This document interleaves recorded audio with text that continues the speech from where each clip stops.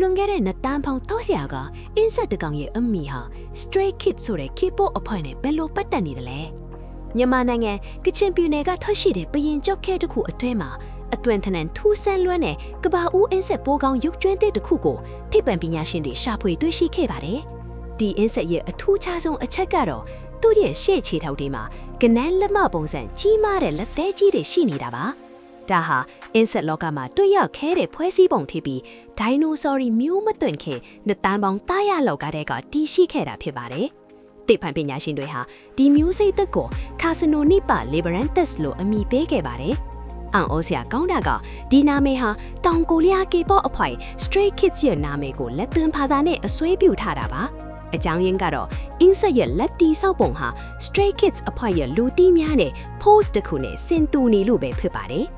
မူရင်းပရင်ကြောက်ကိုမထိခိုက်စေပဲအင်းဆက်ရဲ့အတွင်းပိုင်းအထိအသေးစိတ်သိနိုင်ဖို့သိပ္ပံပညာရှင်တွေဟာ CT scan ဖတ်ပြီးစစ်ဆေးခဲ့ကြပါတယ်အဲ့ဒီအခါမှာအင်းဆက်ရဲ့လက်တွေဟာတခြားမျိုးစိတ်တွေထက်ကနန်းပစွန်တုတ်တွေနဲ့ပိုတူနေတာကိုအတီးဖို့နိုင်ခဲ့ပါတယ်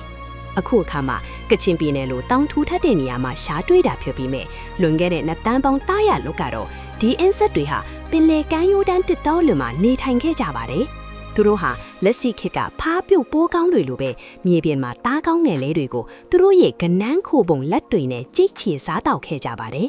အင်းဆက်နာမည်ကို K-pop အဖွဲ့နာမည်ပေးတယ်ဆိုတာတကယ်ကိုထူးထူးခြားခြားပဲနော်